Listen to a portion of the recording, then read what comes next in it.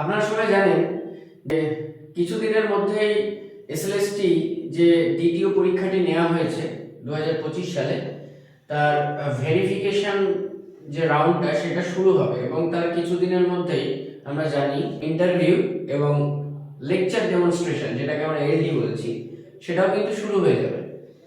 তো আজকে আমি যে বিষয়টি নিয়ে আপনাদের সামনে এসেছি সেটি হচ্ছে একটি ডেমো, যে আপনি লেকচার ডেমনস্ট্রেশন কিভাবে দেবেন।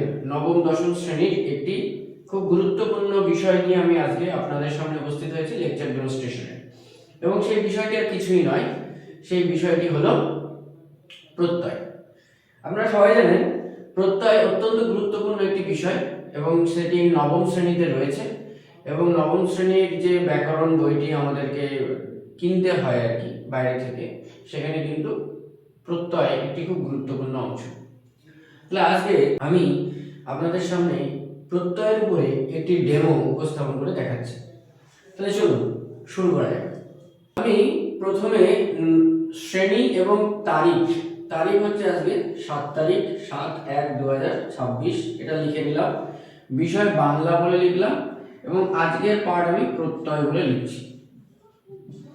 আমি এটা কেন লিখে নিচ্ছি এবং আমি কেন কিছু বলছি না, কারণ আমরা দেখেছি যে ওখানে মানে ইন্টারভিউ বোর্ডে যেভাবে ডেমো দিতে বলা হচ্ছে, সেখানে বলা হচ্ছে যে এই শ্রেণী তারিখ বিষয় আজকের পাঠ এসব কিছুই লেখার প্রয়োজন নেই এবং কোনো রকমের ভূমিকা বা ভনিতা করারও কোনো প্রয়োজন নেই, ডিরেক্টলি পাঠে ঢুকতে বলছে বা পাঠটা কিভাবে উপস্থাপন করবেন সেটা দিতে বলা হচ্ছে।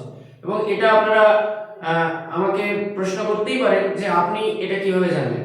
আসলে আমি নিজেও একজন পরীক্ষার্থী ছিলাম এবং আমি নিজেও পরীক্ষা দিয়ে এসেছি, ইন্টারভিউ দিয়ে এসেছি, সেই জন্য আপনাদের সামনে এই বিষয়টা উপস্থাপন করতে পারছি। এবং সেখানে আমাকে কি প্রশ্ন করা হয়েছিল, কিভাবে আমার সঙ্গে ট্রিট করা হয়েছিল, সেগুলো আমি সবই আপনাদের সামনে আরেকটা ভিডিওতে বলবো।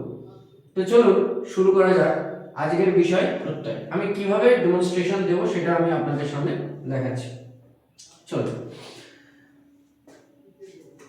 তোমরা আজকে আমাদের যে বিষয় নিয়ে আমরা আলোচনা করব তোমাদের সামনে, সেই বিষয়টি হচ্ছে তোমাদের বাংলা ব্যাকরণের একটি খুব গুরুত্বপূর্ণ বিষয়, প্রত্যয়।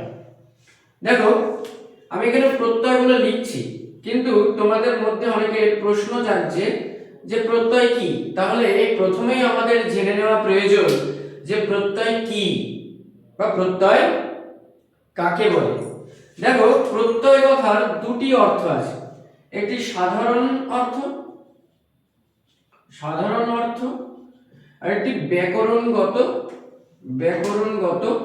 অর্থ।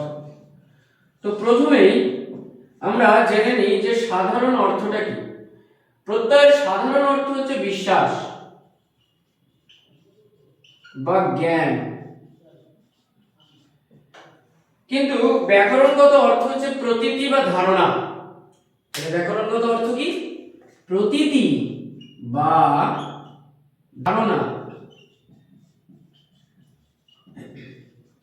এখন সকলের মনে প্রশ্ন জাগছে কি, তাই তো, যে প্রত্যয় কথার সাধারণ অর্থ বিশ্বাস বা জ্ঞান তো স্যার বুঝলাম, কিন্তু ব্যাকরণগত অর্থ প্রতীতি বা ধারণা এটা কি? কার প্রতীতি, কিসের প্রতীতি বা কিসের ধারণা জন্মায়? তাহলে দেখে নেওয়া যাক ব্যাকরণ কথার ব্যুৎপত্তি কি। প্রথমে আমরা যদি ব্যাকরণ শব্দটির ব্যুৎপত্তি জেনে নিতে পারি, তাহলে কিন্তু অবশ্যই তার অর্থ আমাদের সামনে উজ্জ্বল হয়ে উঠবে। দেখো সকলে, প্রতি একটি উপসর্গ, ই একটি ধাতু আর অল একটি প্রত্যয়, এটা হচ্ছে প্রত্যয় শব্দের ব্যুৎপত্তি। এই ব্যুৎপত্তিটির অর্থ হচ্ছে প্রতীতি। এখন প্রশ্ন হলো প্রত্যয় কিসের প্রতীতি তৈরি করতে সাহায্য করে বা প্রত্যয় কিসের ধারণা তৈরি করতে সাহায্য করে, এটাই তো এখন প্রশ্ন। তাহলে দেখা যাক প্রতীতি বা প্রত্যয় শব্দের যে অর্থ প্রতীতি, এই প্রতীতি অর্থে নতুন শব্দের ধারণা বা তার অর্থের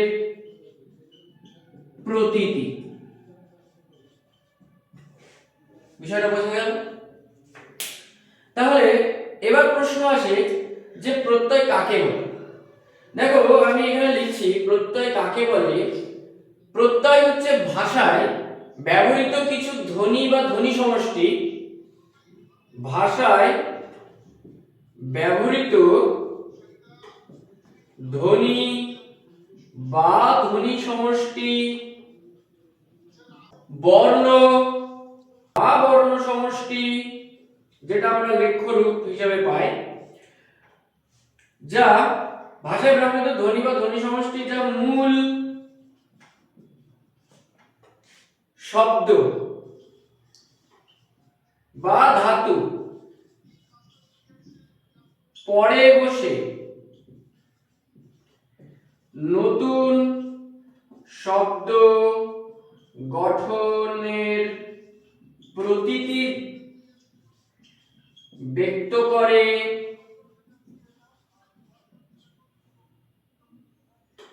তাকে প্রত্যয় বলে। পরিষ্কার বোঝা গেল প্রত্যয় কাকে বলে? তাহলে দেখো ভাষায় ব্যবহৃত ধ্বনি বা ধ্বনি সমষ্টি বা বর্ণ বা বর্ণ সমষ্টি যা মূল শব্দ বা ধাতুর পরে বসে নতুন শব্দ গঠনের প্রতীতি ব্যক্ত করে, তাকে প্রত্যয় বলে। তাহলে আমরা এখান থেকে একটা বিষয় বুঝতে পারলাম যে প্রত্যয় সাধারণত কাকে বলে। এবার আমি এখানে দেখো একটি শব্দ ব্যবহার করেছি। শব্দটা কি? শব্দটা হচ্ছে মূল শব্দ বা ধাতুর পরে বসে। এবার তোমাদের জানা প্রয়োজন যে মূল শব্দ বা ধাতু এই বিষয়টা আসলে কি। দেখো তোমরা যখন প্রত্যয় পড়বে তখন প্রত্যয়ের সঙ্গে আরেকটি শব্দ যুক্ত থাকে, তাকে প্রকৃতি। এই প্রকৃতি হচ্ছে আসলে মূল শব্দ বা ধাতু। তাহলে মূল শব্দ বা ধাতুকে আমরা বলি প্রকৃতি। তাহলে দেখো এখানে মূল শব্দও আছে এবং ধাতুও আছে। তাহলে আমরা এটাকে দুটি ভাগে বিভক্ত করতে পারি কিনা? একটি আমরা লিখতে পারি শব্দ প্রকৃতি, বা এর আরেকটি নাম হচ্ছে নাম প্রকৃতি, এবং অপরটি হচ্ছে ধাতু প্রকৃতি আমরা বলতে পারি। তাহলে দেখো আমি এবার কিছু উদাহরণ তোমাদের সামনে তুলে ধরছি প্রকৃতির, শব্দ প্রকৃতির এবং ধাতু প্রকৃতির উভয়ই দেব। শব্দ দেখো আমি বললাম রাম, আমি বললাম মনু, আমি বললাম বিষ্ণু, আমি বললাম গাড়ি, আমি বললাম বাড়ি। এগুলো মূল শব্দ। এই মূল শব্দকে আর বিশ্লেষণ করা যায় না, আর ভাঙা যায় না। ভাঙলে বা বিশ্লেষণ করলে আর অর্থ পাওয়া যায় না।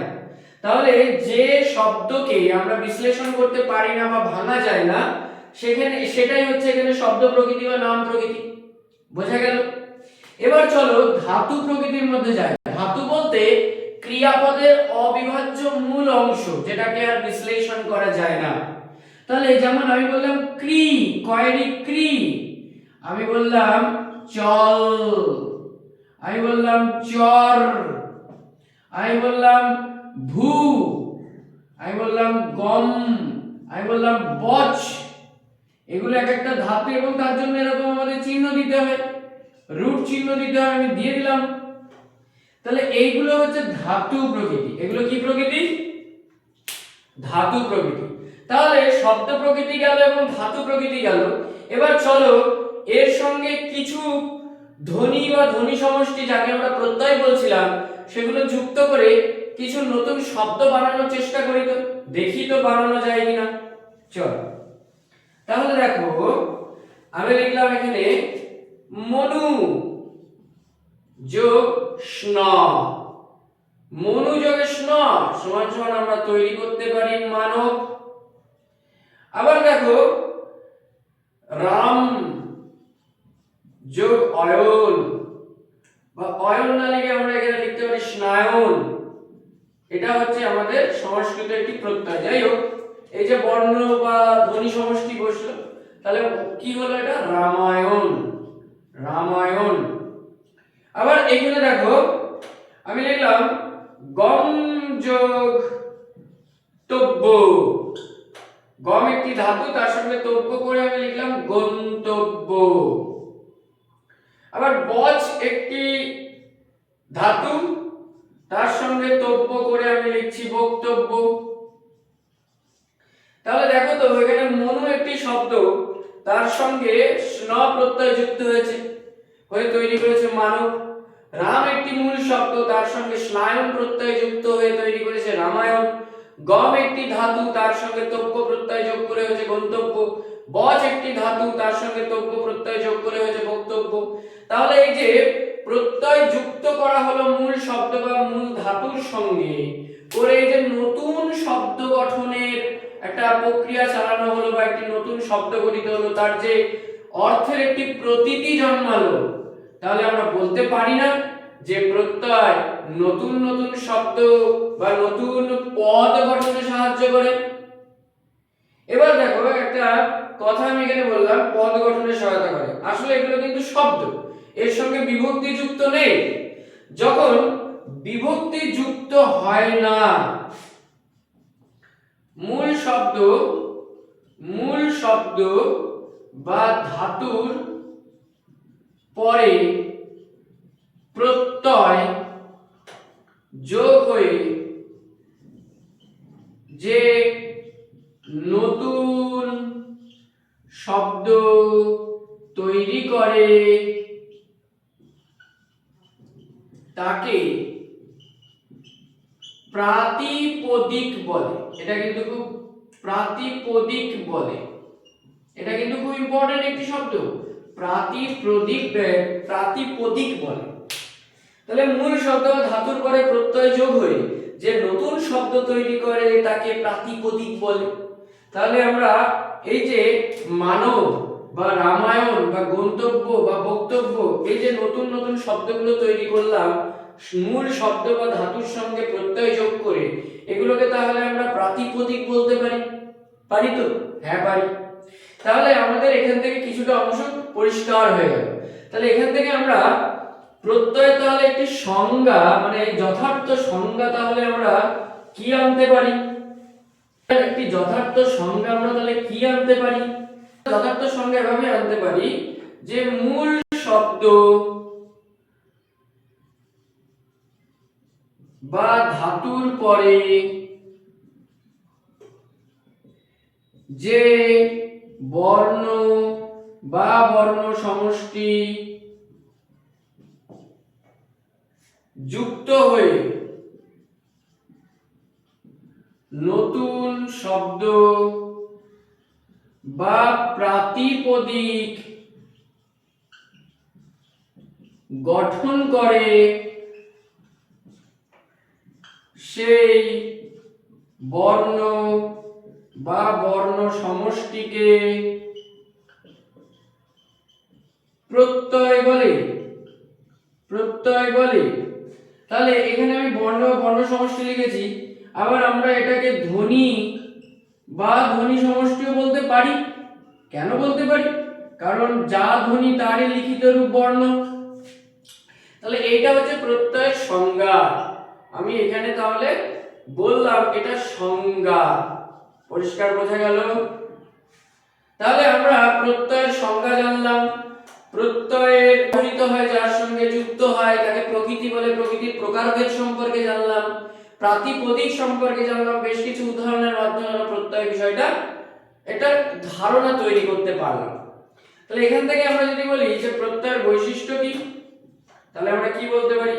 প্রত্যয়ের বৈশিষ্ট্য, এক নম্বর বৈশিষ্ট্য আমরা বলতে পারি প্রত্যয় ধ্বনি বা ধ্বনি সমষ্টি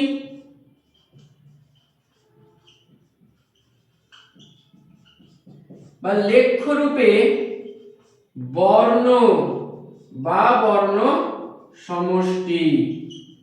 আমরা বলতে পারি প্রত্যয় প্রকৃতির পরে বসে, পরে যুক্ত হয়। 3 নম্বর বৈশিষ্ট্য আমরা বলতে পারি প্রত্যয় যুক্ত শব্দকে অথচ বিভক্তিবিহীন অথচ বিভক্তিবিহীন শব্দকে প্রাতিপদিক বলে। আর আরেকটা বৈশিষ্ট্য আমরা লিখতে পারি, প্রত্যয় নতুন শব্দ গঠনের ধারণা বা প্রতীতি তৈরি করে। তাহলে আজকে আমরা প্রত্যয় সম্পর্কে একটি সাধারণ ধারণা লাভ করতে পারলাম। আগামী ক্লাসে আমরা প্রত্যয়ের প্রকারভেদ এবং প্রত্যয় সম্পর্কে আরো গভীরভাবে জানবো বা জানার চেষ্টা করব। তোমরা সকলে মনোযোগ দিয়ে বিষয়টি অধ্যয়ন করবে। সকলে ভালো থেকো।